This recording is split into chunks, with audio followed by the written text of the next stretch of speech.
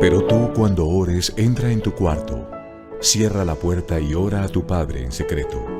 Y tu Padre que ve lo que haces en secreto te dará tu premio. Mateo capítulo 6, versículo 6. La Comunidad Cristiana de Crecimiento Integral y su pastor Jairo Cruz te invitan a escuchar el Manual del Maestro, la instrucción de vida. Si lo entendieras, no fuera Dios. Una frase de San Agustín de Hipona, que esta semana nos hemos enriquecido con tantas frases famosas que tiene este hombre de Dios, este patriarca de la iglesia, este hombre que dejó una huella imborrable en la cristiandad. Si lo entendieras, no fuera Dios. Y es que es indudable. Si nosotros entendemos a un Dios que supuestamente es infinito, pues entonces dejaría de ser infinito. Una mente tan finita como la de nosotros los seres humanos, pues no puede contener la grandeza de un Dios infinito. Un Dios que hizo los cielos, que hizo la tierra, que hizo el universo, y que todo eso le cabe en la palma de su mano y le sobra espacio, pues sería un absurdo y un ilógico que todo lo comprendiéramos de Dios. Por eso, famosa frase, además muy inteligente: si lo entendieras, no sería Dios. Lo que nosotros podemos percibir de Dios es lo que en su misericordia nos regala, que son esos destellos de su grandeza y de su gloria. Un día Moisés le dijo a Dios que quería verlo y el Señor le dijo pues que no había hombre que lo pudiera ver y que viviera, porque su grandeza y su inmensidad no son abarcables por nosotros los seres humanos. Y gracias a Él no son abarcables, porque si lo pudiéramos comprender, entonces tendríamos todo el derecho de creer que no es todopoderoso, de creer que es finito como los seres humanos. ¿Qué nos resta a nosotros como seres humanos? Tener fe en el infinito. Y que cuando no comprendemos, tenemos fe porque Él es nuestro Dios y en Él hemos creído. Si nuestra vida está en sus manos, pues la Biblia dice que a todos los que amamos a Dios, Él nos ayuda para que todas las cosas sean para bien. Bienvenidos a nuestro hermoso devocional, tiempo de encuentro con Dios, tiempo para estar en la presencia del Señor y darle nuestra adoración, nuestra honra y bueno, separar este tiempito. No olvidemos que en el día de mañana tenemos un Zoom en vivo donde reflexionamos sobre el tema devocional de la semana, donde hacemos preguntas, donde hacemos comentarios, que podemos intercambiar opiniones para enriquecer nuestro devocional de la semana y todo lo que hayamos aprendido. Entonces mañana a las 8 de la noche nos encontramos y lógicamente transmitimos ese Zoom de preguntas y de respuestas, lo transmitimos por YouTube para que ustedes, que a lo mejor no pueden por alguna circunstancia estar en el Zoom, puedan también enriquecerse con la opinión de otras personas que nos quieren bendecir y acompañar en el desafío de entender la palabra de Dios. Porque si no la entendemos, pues siempre vamos a estar metidos en ese oscurantismo de que nos expliquen la palabra y que nos la expliquen muchas veces mal. Por eso, bienvenidos a este tiempo devocional.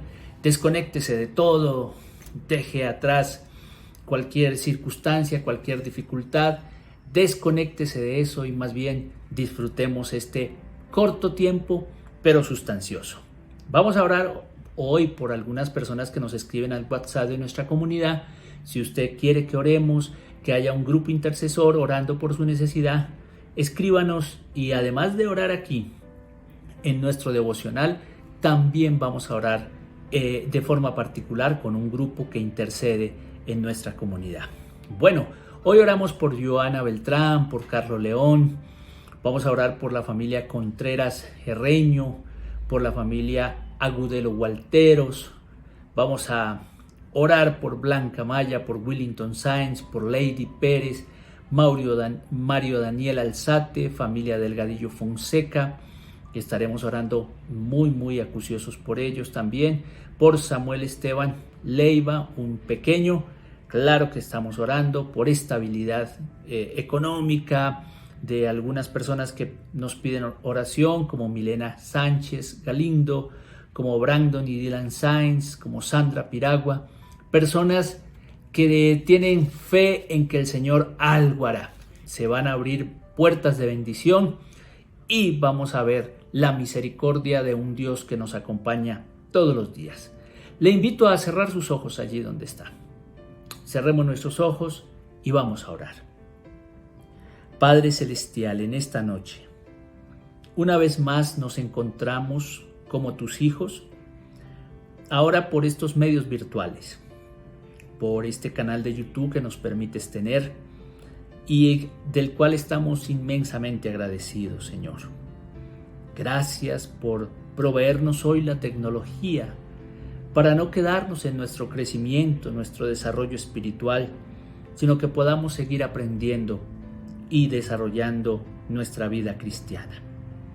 En esta noche presento todas las personas que te acabo de nombrar y familias también. Algunos viven duelos por pérdida de familiares, otros están pasando por enfermedades que solo tu misericordia y solo tu bondad pueden aparecer para bendecir. Señor, levantamos nuestro clamor. Pedimos, Dios, por tu amor y por tu auxilio a estas familias. Algunos necesitan conversión, otros estabilidad laboral, estabilidad económica. ¿Y a quién venimos sino solo a ti, Dios? Ayúdanos en medio de las crisis que la vida nos propone. Acompáñanos a solucionarlas. Danos la estrategia, la sabiduría, la guianza de tu espíritu para poder entender los tiempos y para poder encontrar soluciones a las distintas circunstancias. Oro por cada familia que se une en este instante conmigo. Tú los conoces. Te doy gracias por el techo, por el abrigo, por el vestido, por la casa, por el alimento, por todo lo que les das a estas familias. Gracias, gracias, buen Dios, por tu misericordia. Te ruego que les bendigas en sus distintas necesidades y conforme a tu misericordia, abras bondad del cielo para ayudarles y para sacarles adelante. En tu nombre, buen Dios, tú eres el Rey de Reyes y el Señor de Señores, y en ti está puesta nuestra esperanza. Oramos por este tema de la pandemia, cuando ya en nuestro país el gobierno, las autoridades que dirigen nos están dando la vía libre para empezar a tener normalidad. Normalidad o una supuesta nueva normalidad, Señor, a la que así han llamado. Pues Dios, solo te rogamos que nos ayudes a entender cómo debemos caminar en estos tiempos. Rogamos que nos ayudes y que nos guardes, que guardes a este país, que guardes a Colombia. Padre Celestial, necesitamos ver que esa curva en la que ha ascendido el contagio y las muertes en nuestro país, que ya superamos 18,000 personas, Dios, tú te glorifiques, tú nos ayudes a que estas curvas de contagio empiecen a disminuir hasta el punto en que se desaparezcan de nuestra tierra y que con las debidas enseñanzas reiniciemos la vida. Te lo rogamos en esta noche, Señor, y te damos gracias porque tú siempre nos escuchas. En el nombre de tu Hijo amado, Jesús de Nazaret. Amén y amén. Muy bien. Gracias a Dios por permitirnos orar y porque en Él nuestra vida está confiada. Y en esa fe, recordemos una cosa, si lo entendieras, no sería Dios. Entonces, ¿qué nos resta cuando no comprendemos la vida? Orar y creerle al Señor. Tener una fe suficiente de que Él está con nosotros y nos va a ayudar a mejorar en las distintas situaciones que la vida nos propone. Muy bien, volvamos a Apocalipsis capítulo 13. Ayer empezamos a hablar sobre las dos bestias, la bestia que surge del mar y la bestia que surge de la tierra. Hoy vamos a profundizar un poquito más en ese tema. ya que ayer dimos algunas generalidades sobre ello. Volvamos a leer los primeros 10 versículos y luego leemos los siguientes. Dice así, Apocalipsis 13:1. Vi subir del mar un monstruo que tenía 7 cabezas y 10 cuernos. En cada cuerno tenía una corona y en las cabezas tenía nombres ofensivos contra Dios. Este monstruo que yo vi parecía un leopardo y tenía patas como de oso y boca como de león. El dragón le dio su poder y su trono y mucha autoridad. Una de las cabezas del monstruo parecía tener una herida mortal, pero la herida fue curada y el mundo entero se llenó de asombro y siguió al monstruo. Adoraron al dragón porque había dado autoridad al monstruo y adoraron también al monstruo diciendo: ¿quién hay como este monstruo y quién podrá luchar contra él? También se le permitió al monstruo decir cosas arrogantes y ofensivas contra Dios y tener autoridad durante 42 meses. Y así lo hizo. Habló contra Dios y dijo cosas ofensivas contra él y su santuario y contra los que están en el cielo. También se le permitió hacer guerra contra el pueblo santo hasta vencerlo, y se le dio autoridad sobre toda raza, pueblo, lengua y nación. A ese monstruo lo adorarán todos los habitantes de la tierra cuyos nombres no están escritos desde la creación del mundo en el libro de la vida del Cordero que fue sacrificado. Si alguno tiene oídos, oiga. A los que deban ir presos, se los llevarán presos, y a los que deban morir a filo de espada los matarán. Aquí se verá la fortaleza y la fe del pueblo santo. Amén. Bueno, el dragón, como lo dijimos en un momento, ha venido con toda su ira a destruir. Y como sabe que le queda poco tiempo, pues le ha dado poder a las bestias para que desarrollen su plan maléfico de persecución y de destrucción. Tenemos en estos primeros versículos del capítulo 13, la bestia que sale del mar, que ya dijimos es el Imperio Romano. Las 7 cabezas son los 7 emperadores que han elevado su reino a declararlo divino y a pedir culto al César. Esas son las 7 cabezas. Los 10 cuernos, tenía ese monstruo que yo vi, tenía 10 cuernos, sí. Son 10 reyesuelos que le sirven a este imperio. Ese es uno de los puntos de vista, son esos reyesuelos que le sirven al imperio. Juan tomó de 4 bestias que nos habla el libro de Daniel. En el libro de Daniel, estas 4 bestias representan los imperios sanguinarios y los unió en una sola bestia. O sea que todo lo peor de las bestias anteriores, de los imperios anteriores, que fueron el imperio medo, el imperio babilónico, el imperio persa y el imperio de Alejandro Magno, todas esas 4 imperios poderosos los unió y sacó una bestia. De allí la magnitud de esta bestia que llamamos Imperio Romano para esa época. El dragón le ha transmitido todo su poder a esta bestia y demuestra, lógicamente, el origen diabólico y bestial del poder político cuando éste se ha autodivinizado, porque realmente eso es lo que pasa con estos 7 emperadores que autodivinizaron el poder político de Roma. Bueno, muy bien. La bestia tiene una de sus cabezas, dice el versículo número 3, que una de las cabezas del monstruo parecía tener una herida mortal, pero la herida fue curada y el mundo entero se llenó de asombro y siguió al monstruo. La bestia tiene una herida en su cabeza, como tiene 7 cabezas, tiene una herida en una de sus cabezas, una herida mortal.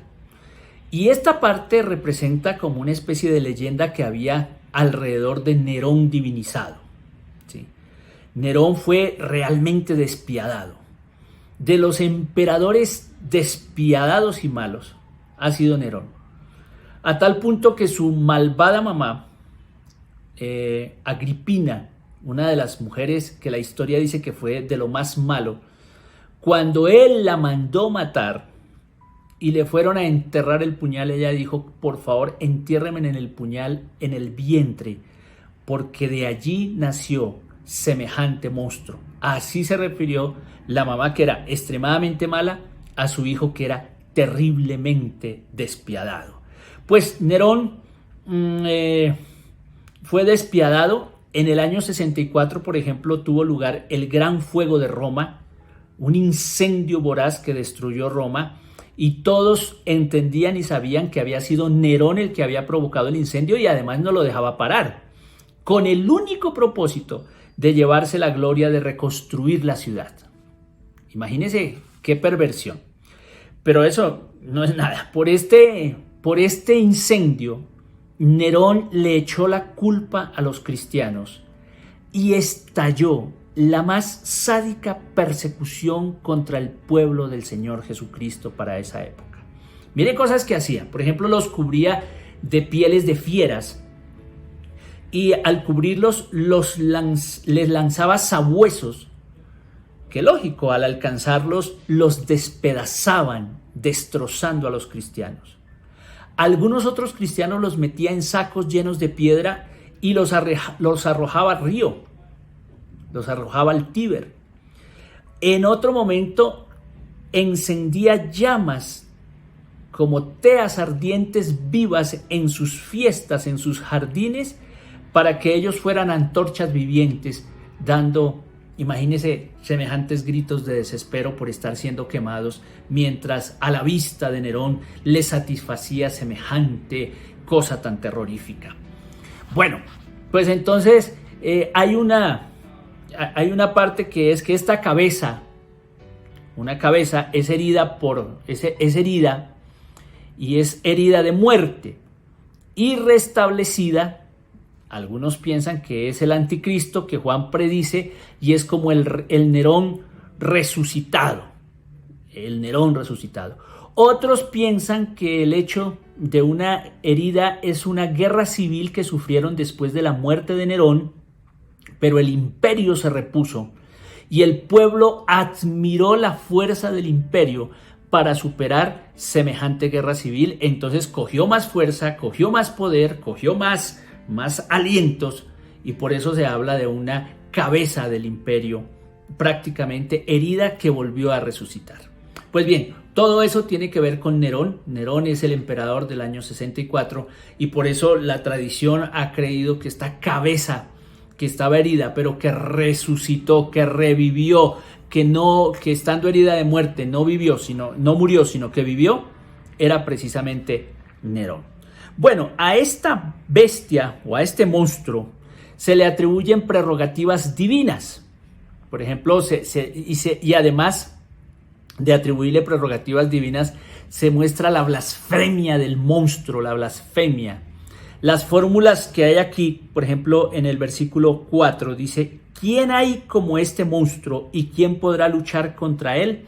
Es una ironía, es una parodia de expresiones cristianas y judías que decían: ¿quién como nuestro Dios?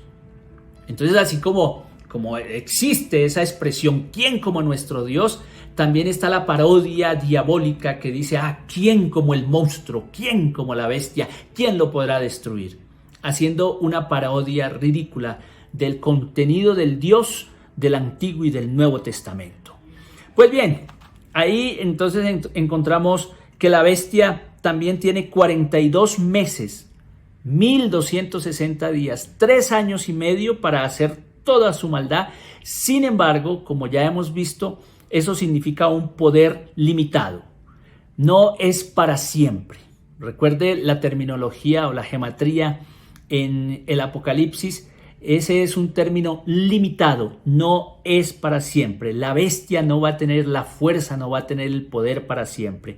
Solamente en una forma simbólica es un poder limitado representado por un símbolo numérico que son 42 meses, 1260 días o 3 años y medio. ¿Sí? Y los que le van a adorar a esta bestia, los que lo van a hacer, son aquellos que no están escritos en el libro de la vida del Cordero. Bueno, y aquí vamos a encontrar que dice en el versículo número 8: a este monstruo lo van a adorar todos los habitantes de la tierra, cuyos nombres no están escritos desde la creación del mundo en el libro de la vida del Cordero que fue sacrificado. Entonces, siempre el Apocalipsis echa mano a esa figura del libro. Y recordemos que ya lo dijimos en algún devocional anterior, que para esa época era muy normal que los reyes tuvieran libros sobre las personas que ellos consideraban fieles, sobre las personas que ellos consideraban que estaban activos en el reino y que tachaban de allí a los muertos o a los que habían caído en desgracia con ellos. Pues esa es la misma figura. Está diciendo que los que van a adorar a esta bestia y que se van a asombrar con la resurrección de esa cabeza que estaba herida mortalmente y le van a rendir homenajes de toda lengua, de toda raza, de todo pueblo, son los que no se hayan inscritos en el famoso libro de la vida del Cordero que fue sacrificado. Bueno, ahí entonces tenemos algunas características de la primera bestia. Ahora vamos a leer desde el versículo 11 en adelante para descubrir las características ya no de la bestia que surge del mar, sino de la bestia que surge de la tierra. Versículo 11. Después vi otro monstruo que subía de la tierra. Tenía 2 cuernos que parecían de cordero, pero hablaba como un dragón. Y tenía toda la autoridad del primer monstruo en su presencia y hacía que la tierra y sus habitantes adoraran al primer monstruo, el que había sido curado de su herida mortal. El que había sido curado de su herida mortal. También hacía grandes señales milagrosas. Hasta hacía caer fuego del cielo a la tierra, a la vista de la gente, y por medio de estas señales que se le permitía hacer en presencia del primer monstruo. Engañó a los habitantes de la tierra y les mandó que hicieran una imagen de aquel monstruo que seguía vivo a pesar de haber sido herido a filo de espada. Y al segundo monstruo se le dio el poder de dar vida a la imagen del primer monstruo para que aquella imagen hablara e hiciera matar a todos los que no la adorasen. Además hizo que a todos, pequeños, grandes y ricos y pobres, libres y esclavos, les pusieran una marca en la mano derecha o en la frente. Y nadie podía comprar ni vender si no tenía la marca o el nombre del monstruo o el número de su nombre. Aquí se verá la sabiduría. El que entienda, calcula el número del monstruo, que es número de hombre. Ese número es el 666. Bueno, segunda bestia. La primera surge del mar, la segunda surge de la tierra. Y esta segunda bestia va a representar la organización establecida, cúltica y todas las estrategias para imponer el culto al emperador. Esa es. Produce señales y milagros. Por ejemplo, hace descender fuego del cielo. Pareciese ser que está imitando las cosas de Dios. El profeta Elías también hizo descender fuego del cielo, ¿no? Hace hablar a la imagen de la bestia. En ese momento habían en diferentes lugares estatuas del emperador por todo lado. Y en ese lugar se llevaban, es decir, donde habían estatuas del emperador, se llevaban a cabo actos litúrgicos en honor al emperador y en adoración al emperador. Y lógicamente, como toda religiosidad antigua, aparecen sus sacerdotes que hacen magias y que pareciese que la estatua habla. Ya lo recordamos con las plagas en las que Moisés desarrollaba determinada plaga y los magos del faraón también querían desarrollar lo mismo, ¿no? Entonces era perfectamente normal. Pues la idea es que hay estatuas de la primera bestia por todo lado y la segunda les da manifestación como si estuvieran hablando, y hay un grupo de sacerdotes y de seguidores que le rinden culto a estas estatuas de la primera bestia. Llama la atención que tiene unos cuernos como de cordero. Pareciese ser que es una parodia del cordero de los cristianos. Pareciese ser que es una parodia. Y aparte de eso, habla como serpiente. Al hablar como serpiente es un símbolo de los falsos profetas del culto imperial, ¿no? Que convencen. ¿Y cómo convencían? Pues imagínenselos cerca de esas estatuas hechas por el imperio para que los adorasen, y allí algunos proclamadores del imperio diciendo: fíjense en lo que hace Roma por ustedes. Fíjense en la paz y la prosperidad que el imperio les ha traído. A ustedes no les toca más remedio sino entender que el imperio es su Dios. Inclínense y se adoren. Y con un discurso convincente, pues hacían que los pueblos les rindieran adoración a los emperadores. ¿Qué pasa con los que no dan culto? Pues los que no dan culto son aquellos que se rehúsan a ofrecer adoración a la bestia y se les condena a muerte. Esto lógicamente son los cristianos. Recordemos que el cristiano tiene solo un Señor y se llama Jesucristo. Estos hombres, gobernadores y sacerdotes del imperio quieren obligar que la gente diga: el César es mi Kyrios, el César es mi Señor. Y eso significaba: el César es el dueño de mi vida, el dueño de mi familia, el dueño de mis posesiones, el dueño de absolutamente todo en mi vida. Pero los cristianos no rendían esa adoración al César, sino que se la rendían a Cristo. Cuando ellos eran encontrados por estos religiosos, querían obligarlos y si no, los condenaban a muerte. No siempre todos iban a la muerte, pero si un cristiano no tenía la señal de la bestia en esa época, no podía ni comprar ni podía vender. En otras palabras, allí sí el éxito material era contrario al seguimiento o a la lealtad a Jesucristo y las personas la pasaban muy mal porque eran muertos socialmente. Imagínense una persona que no puede ir a una panadería a comprar un pan, que no se lo van a vender, no le van a vender un trozo de carne, no van a vender nada, ni tampoco puede venderle a otros porque le falta la marca de la bestia. Entonces los eliminaban socialmente a aquellos que se oponían a rendirle culto al imperio.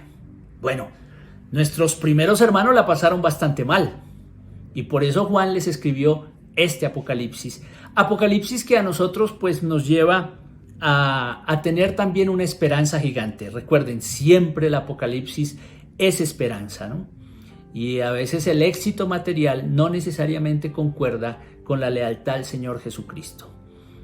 Algunos le rinden su vida más bien al éxito económico, al surgimiento, no importa lo que se haga, y no importa la empresa que sea, no importa si la empresa destruye, no importa si la empresa contamina con ácidos las aguas, no importan mil cosas, ¿sí? No importa si esa empresa es la que destruye familias, la que quita casas, bueno, cualquier cosa.